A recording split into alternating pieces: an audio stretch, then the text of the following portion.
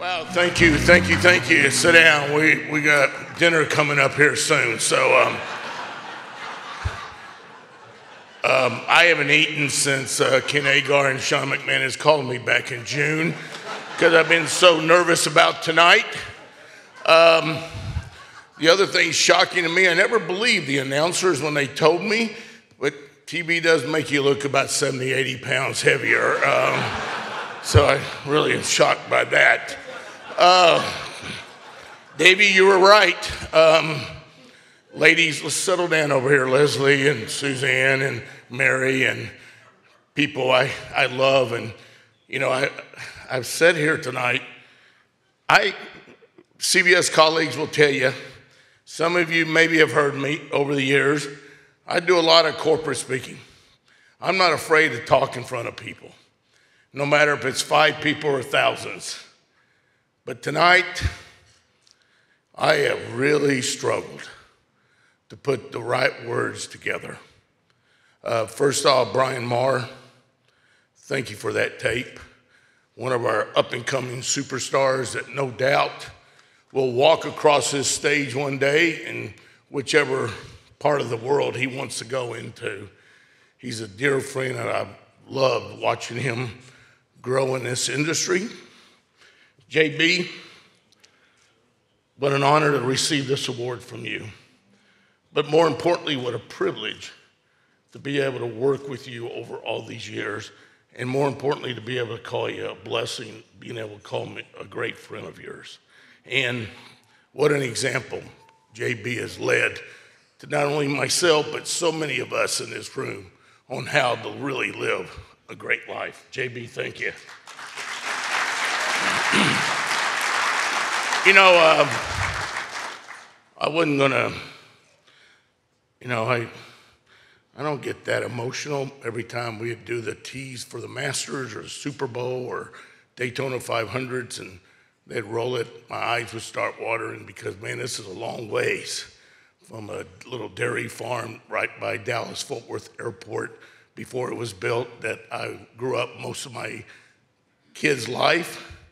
But I can't believe I'm standing in this room in the Hilton, going into the Hall of Fame with people like Andrea Joyce, who, boy, what a privilege it had been, and watching her tape and listening to what she said tonight, and seeing these crazy people along with Terry Gannon. I don't know how they roped him into this with these T-shirts walking around in this Hall of Fame and taking pictures.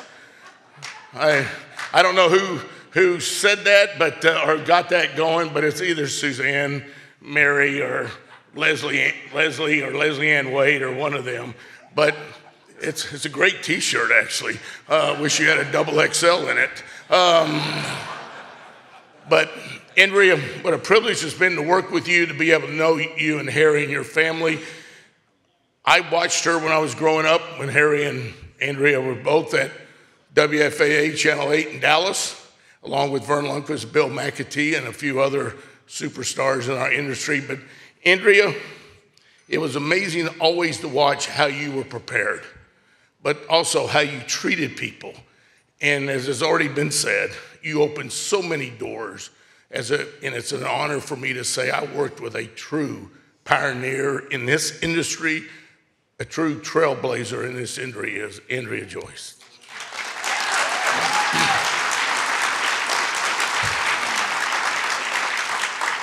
You know, I think about my great friend, Tony Petiti. Thank you for the kind words, Tony.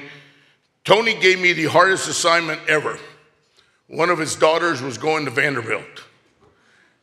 And he said, you know, Lance, my daughter's going to be in Vanderbilt for about 4 or 5 years. Can you get me into this country club down in Nashville? And that was a tough assignment. But hey, Tony, you want to talk about Super Bowl real quick? No, let's try to see if we get in this country club. Luckily, I had a dear friend in Nashville, Toby Wilk, who was the president of the club. I called him. A few hours later, Tony called me and said, I don't know who you know, but I'm already a member and I've already sent the check. And so I'm thankful I was able to do that for him. But he's been a great friend, a great mentor. The Big Ten is lucky to have him. I will say there's a lot of negative things said about college athletics these days, but with Tony and Val, the great athletic director from the University of Oklahoma, Joe Castiglio, our president from Abilene Christian University, where I graduated from, played football and baseball, the great Dr. Phil Schubert, who's very bullish on athletics. With their leadership and among others, college athletics will be just fine. And so I congratulate you, Tony. I'm wondering what kind of NIL deal I could have got, Chris Collinsworth, in those days. They would have probably paid me, why don't you stay back? That'd be great. I wouldn't have problems walking up the stairs if I didn't have a little running back behind me when I was a center named Wilbert Montgomery. He would have had 2,000 more yards in college, and I wouldn't have bad back right now for him running into me. To Ernie Johnson, what an honor it's been to be able to work with Ernie. During our days at CBS, during our PGA Championship time, we had a partnership with Turner and CBS Sports to do the PGA Championship. And it's been great to watch how Ernie Johnson would prepare for each telecast, but more importantly, how he treated everyone that he came across. And I've always said this, every time you leave Ernie Johnson's company, you just feel a little bit better about what things are. So Ernie, congratulations.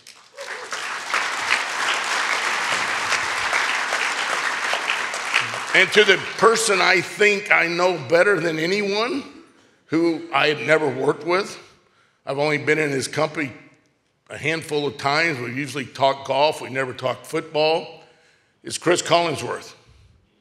Back in the day when I worked for Pat Summerall would tell me about this great young man that one day will be successful in whatever he wants to do.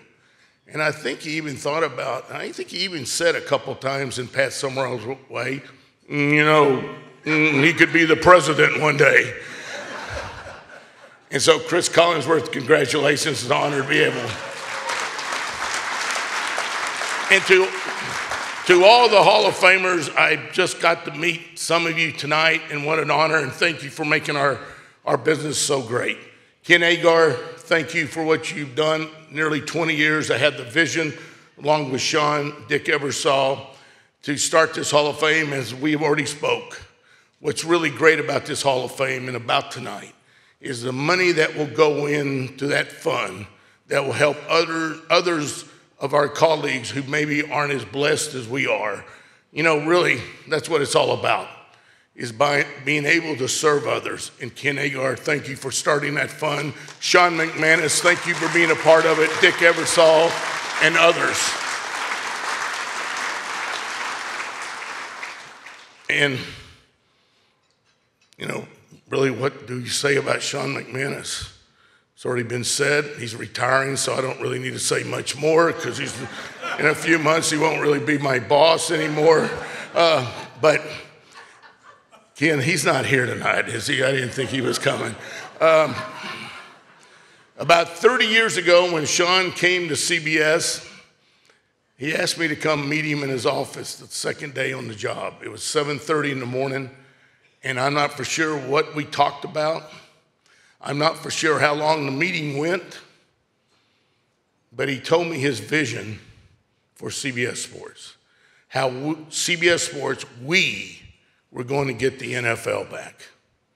And we did. And we kept all the other properties because of Sean's leadership. I tell you, I can't thank him enough. Go ahead.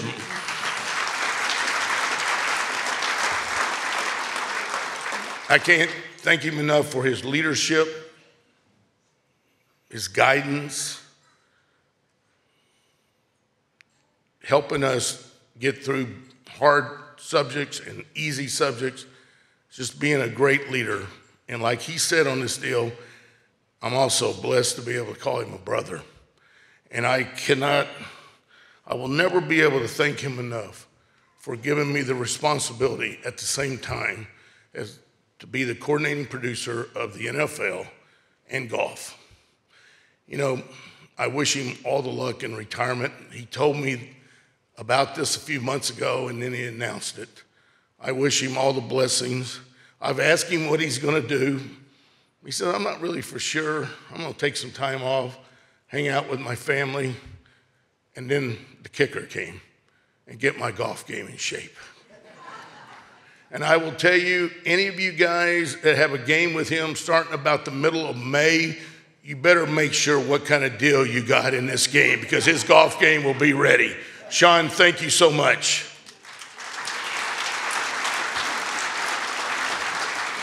I've also been privileged over the last few years to get to work with and be with and still getting to do a little bit of stuff at CBS Sports as kind of a mentor now with David Burson, who will follow in Sean's footsteps, and nothing will miss a beat, because David is a great leader, a great advisor. His enthusiasm wears off. If you're not excited about things, just go spend a day with David Burson. David, I wish you all the great luck, and I look forward to working with you at CBS Sports. As you know, there's a couple tables out there. I see the great Jen Sabatel, our great PR director, who's helped me and a lot of people keep from getting in trouble at CBS and saying the wrong things. You know, Leslie Ann Wade is here, who is a pioneer in this industry in the PR business. I think about my great friend Robin Brindle, who retired a few years ago.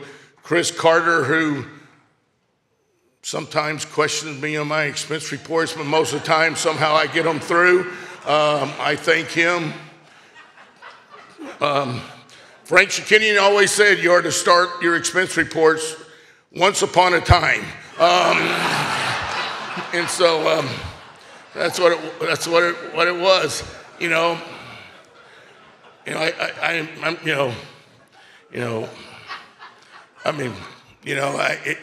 Steve Karasek and Todd Carrick, you know, dear friends of mine who helped me in so many ways to get here tonight. And I'll talk about Steve here in a moment even more. You know, I wish my parents were here, Gene and Dorothy Barrow. My dad lied about his age, spent his 16th birthday in a battleship floating around the Pacific in World War II. And my mom family were German immigrants. But boy, they taught myself and my two brothers, Mark and Lloyd, hard work and giving back to people. And I hope that's what I've done in my 68 years on this life, on this earth, because they were great at it. I remember reading an article when I was a kid when the Colonial Tournament was in Fort Worth and the Byron Nelson was in Dallas. Growing up on this dairy farm, about a young producer from Texas named Terry Jastrow. And I thought, this sounds like the greatest job in the world. And I remember telling my dad, Mom, I want to do this. I want to be a producer. Well, they had no idea what I was talking about, and I didn't either. But it sounded like a cool job. And they said, if you can make a living and have a career, God bless you, son, and go do it. So my mom and dad would be proud. They would be really proud to meet a lot of you in this room tonight. To me, it would be like, yeah, okay, whatever, son, get on with it. You know, a lot of people talked about their family. You saw my two girls, Katie and Caroline. You saw Melissa, my wife. Our first date at Abilene Christian was on a Sunday. As we all do at Abilene Christian, we went to church and went and saw a campus movie. And then I left Wednesday to go work for Pat Summerall in San Diego. So we've been together for about 47 years, but in actual time, it's been about 3.5. And so, but as my minister at church, Rick Ashley in Fort Worth, would say, if Jesus would have been married, he would have married Melissa. And I believe that 100%. Thank you to my family, my son-in-law. Go ahead, clap for.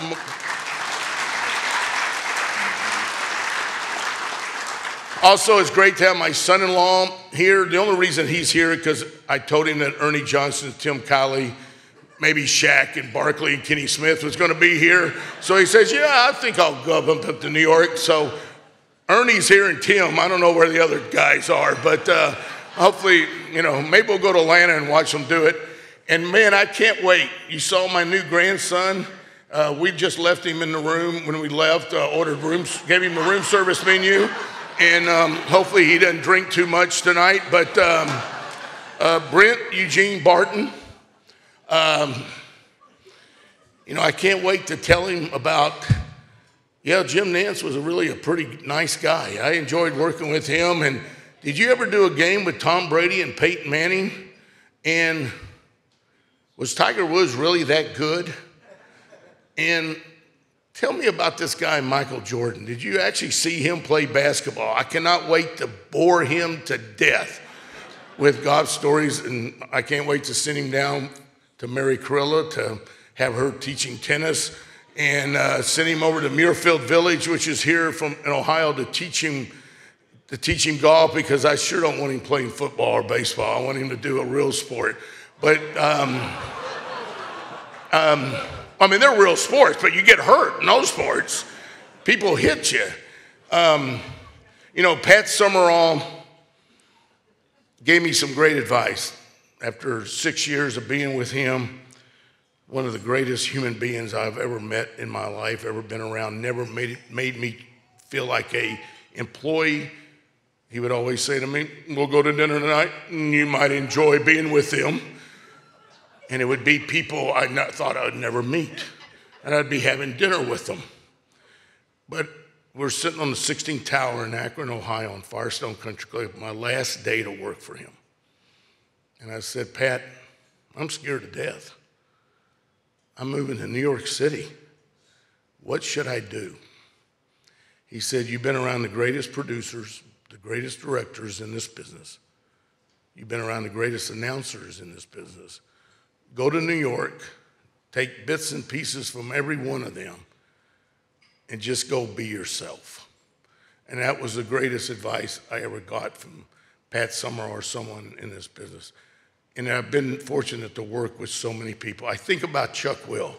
The day I walked out of Colonial, it's about 10 o'clock in the morning, and a lot of these people know Chuck Will, legend in our industry. I went up, Mr. Will, I'm Lance Barrow, I'd like to work for you this week. He never opened his eyes, he was sunning himself.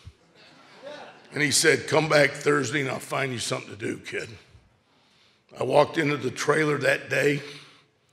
He said, the guy that works for Summerall is not here. And I'm going to put you up on the 18th Tower. And you're going to work for Pat Summerall this weekend. And the reason I'm doing that, the wind blows really hard here in Fort Worth at Colonial. And you're a big guy. You'll keep the 18th Tower from blowing away. And little did I know, that's what started my career. I walked across, I went up on the tower. I finally realized also sitting up on the tower was Ken Venturi, 1964 U.S. Open champion. I'm scared to death. And about that time, Pat Summerall came up. And if you remember, his old football partner, Tom Brookshire, always said, if someone was going to tell me I'm dying, I'd want Pat to tell me, because it's going to sound a lot better coming out of his voice than anybody else's. I got up and I said, Mr. Summerall, I'm Lance Barrow. I'm going to work for you this weekend. Any advice, anything you want to tell me? He said, don't get excited. Don't call me Mr. Summerall. And have me a beer out of that cooler. And that's what started my career, and that was the only advice he really gave me, what he wanted me to do. But I traveled all around the country. But I see my dear friend who has traveled all over the country doing sporting events and all over the world with me. Mark Dibbs is here tonight.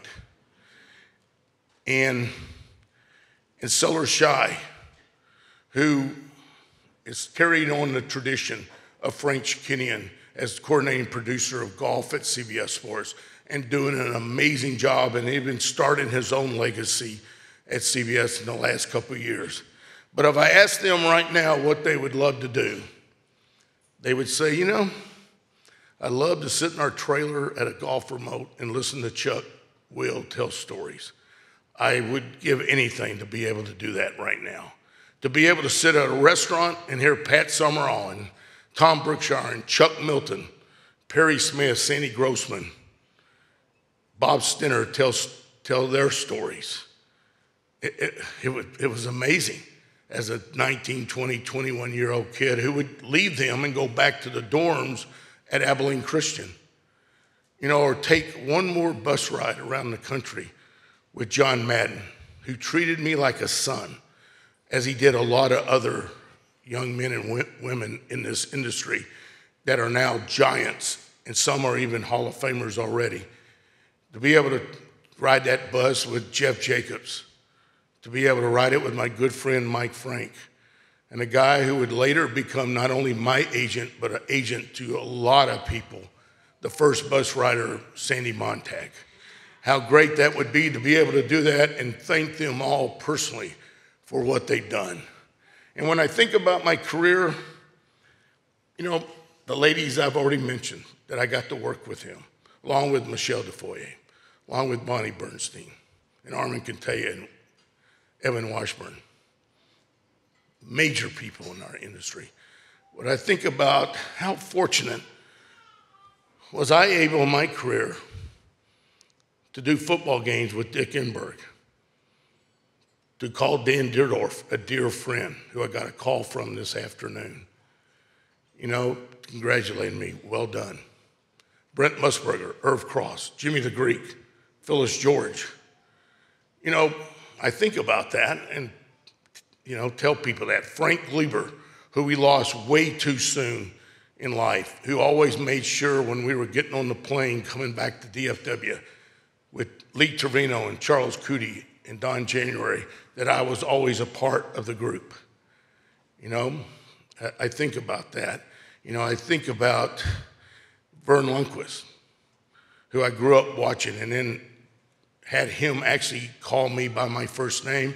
That was amazing to me. That was amazing. And Randy Cross. What I would do to be able to, and I've thanked them over the years, but what I would love to be able to thank them now. Just like the men and women that helped me learn this business, Joan Vitrano, Colleen Colleyboss, Regina Arizosa, Mark Wolf, Bob Matina, Craig Silver, George Veras, David Blatt. They never were too busy for me to stop and let me ask them a question or watch them edit. How can you learn on the job like I got to do for all these years? And the young men and women that are now coming up through the ranks, I thought, man, I've really helped them, but really they have helped me more than anything, like Scott Martin and Brian Marr, who I mentioned. I think about Eric Spitzer, Tyler John, Katie Keene, Adam Cohen, and many, many more that were with me, traveled with me, and gave it all. But I also think about the friends that came a long ways. Of course, when I told them I was going into the Hall of Fame, they said, when is it?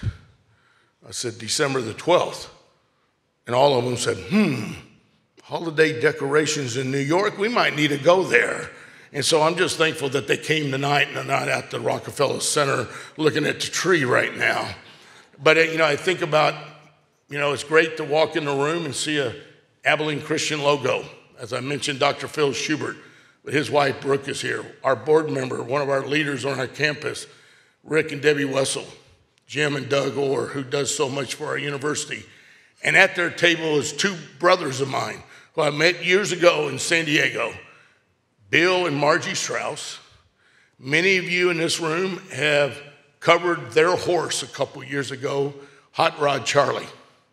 And Jeff and Mayo Strauss, who I know many of you have been to Jeffrey's restaurant in Del Mar because I've sent you so many there, called Pamplemousse. I think at my table, John and Lujois Rehnquist, dear friends, and the great athletic director, as I mentioned earlier, Joe Castiglio and his wife, Kristen. And then back in the back, the Muirfield Village guys, Craig Fisher, our head of our alumni, Nicholas Araka, the great GM from that club, Dan Sullivan, who runs the Memorial Tournament and so many tournaments around the country, and all his staff, John Boy and Nick and Chef Stephen. Thank you guys for being here and honoring me. But I'll end it here. How lucky was I to be able to do golf for nearly 25 years at CBS, to follow the legendary Frank Chikinian, to work in the middle of two great professionals who are still doing great jobs now, who one day will be standing here going into the Hall of Fame. Steve Milton and Jim Rickoff, unbelievable professionals. Go ahead.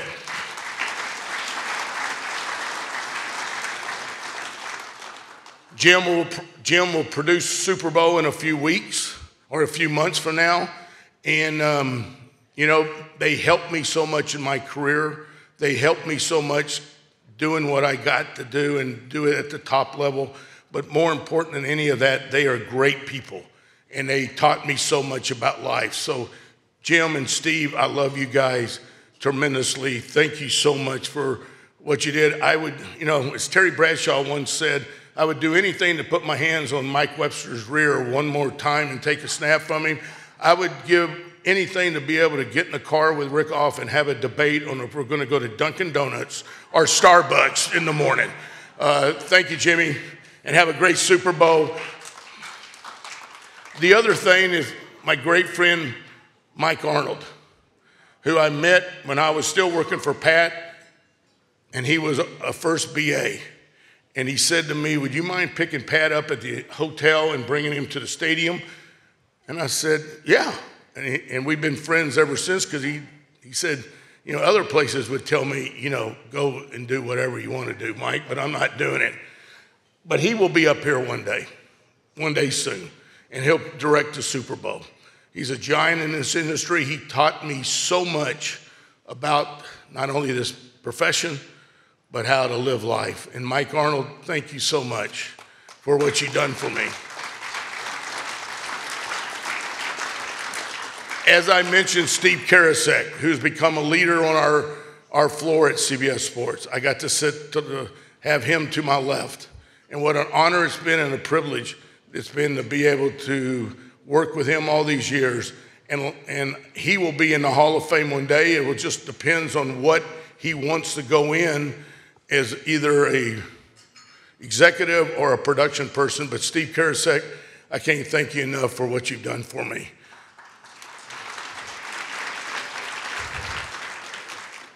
Along with Davey Finch, the greatest camera operator in the world, I think he's here. There's a guy with long gray hair now running around. Somebody asked me, does he have it in a ponytail? And I said, not yet, but he will. But, you know, if you ever had a chance to work with Davey Finch, you realize how hard he worked and how much he did to make this business great. So thank you, Davey, for what you've done for me. And how great was it that I got to work nearly 30 years with the great Jim Nantz, to do 43 weeks a year together, to do major events with Jim Nantz. And Chris, the question I get all the time about Jim Nantz and what he gets all the time, I've been with him enough, are you really as nice as it sounds like you are on TV? And he really is. Jimmy, you're a brother. Thank you for everything you've done for me. I know I went long, but who cares? Who cares? I'm up here, you know. You know, I probably went longer. Sean told me no more than an hour and a half. And so I'm trying to keep to that. But I will say this. You know, I tell stories now, and I think it just happened. It's 25 years, 30 years, 40 years, those stories I'm telling about. And what I would say to everyone in this business, we work in the greatest industry in the world. We do. And we're so fortunate to be able to do this. And I would say it goes by really quickly. And take a moment, whatever event you're doing, take a moment and just stop for a minute. And just look around to where you are and what you're getting to do. And just say, thank you, Lord, for letting me do this. Thanks again for this great award. I will never forget tonight. Thank you very much.